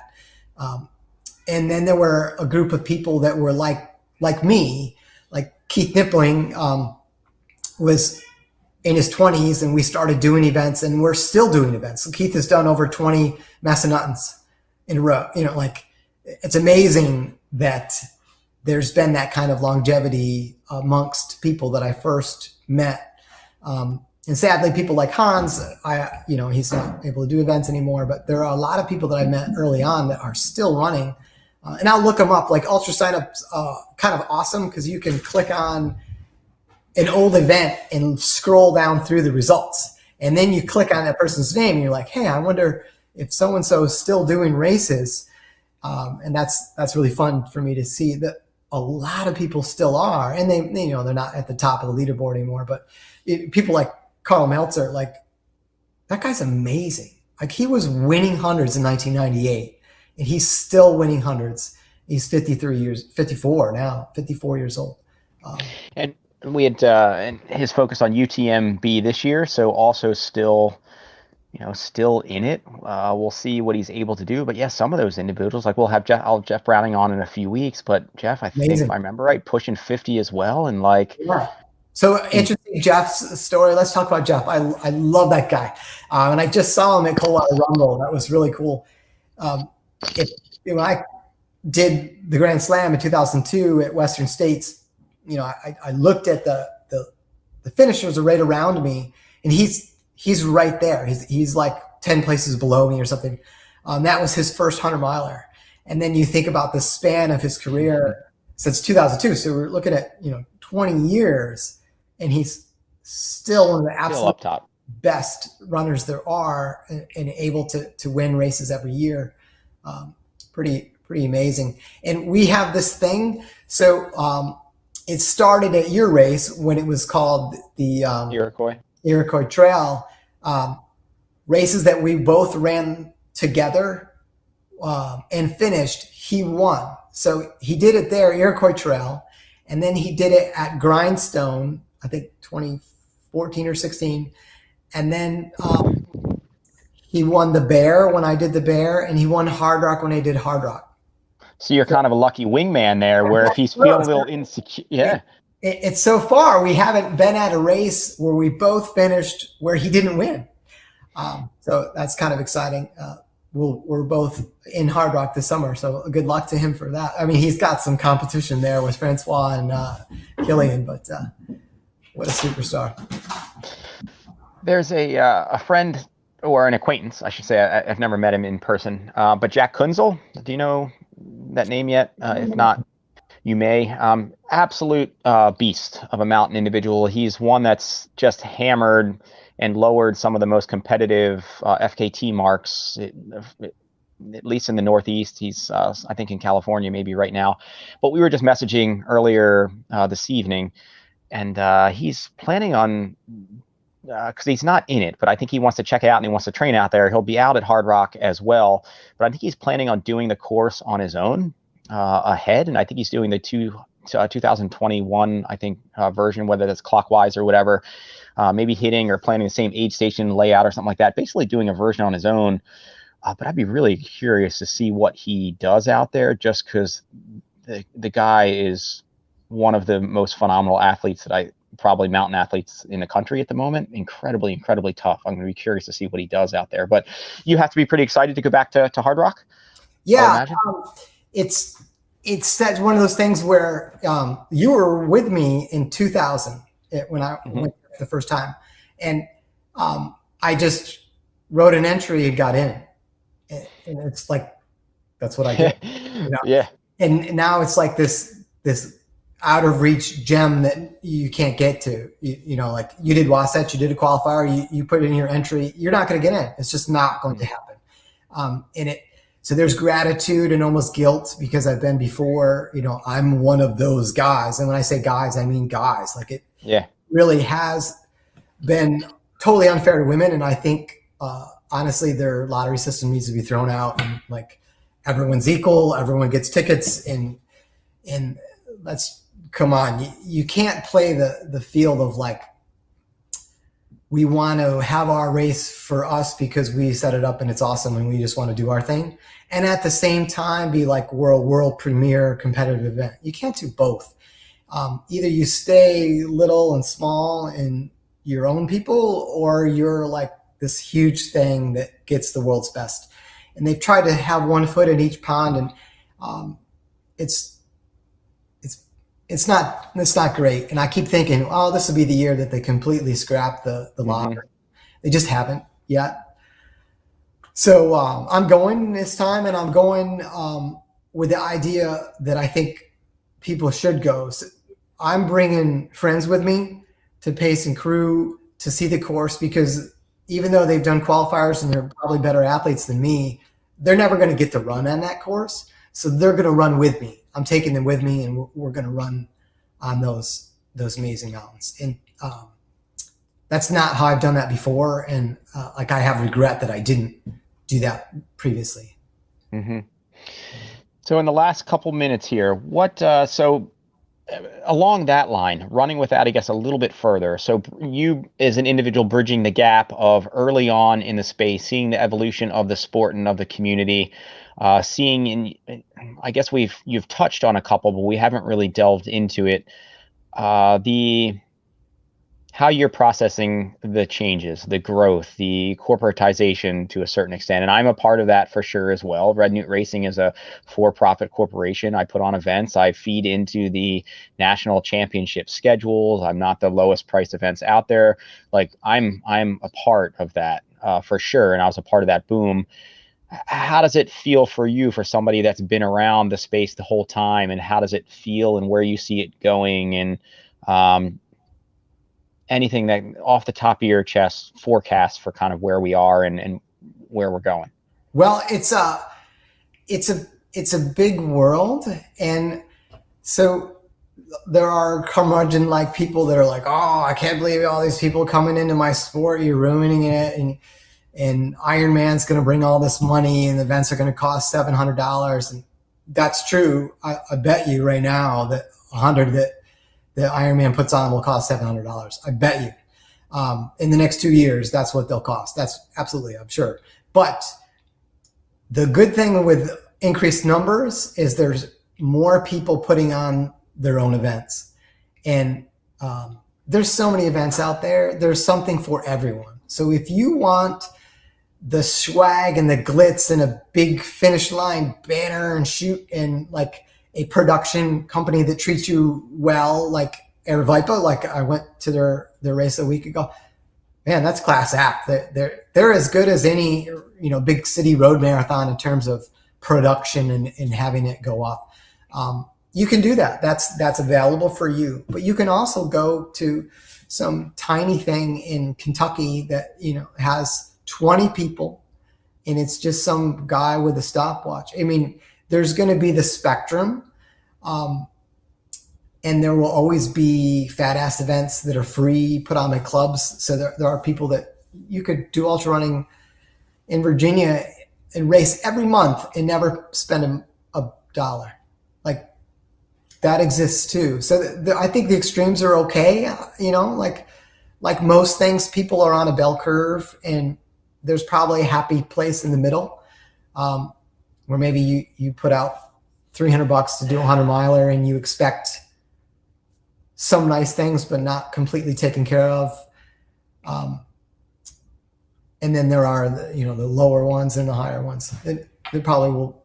I'll continue to kind of sample the things that I want, but I like how I've done with Western States. So in 2002, in 2001 I got in, and in 2002 I went and raced, and then I've never tried to enter that lottery again. Like I've done that. I don't need to take a slot for someone else. Ian, you go have your turn. I wish more people were like that. Like, why do you enter every single year for this same race? I don't get it. But if you want the big hoopla of an event like that is going to be served up to you more so now. I think that there's a lot more money and attention in it. And as an athlete that's good, like, man, people make a living on this stuff now, which is mind-boggling. I mean, I remember like winning a pair of shoes once and then like getting the different levels of Montreal sponsorship. You got your shirt and like 2 pair of shoes, and then some people got 3, and like, it was like, wow, that was like big time,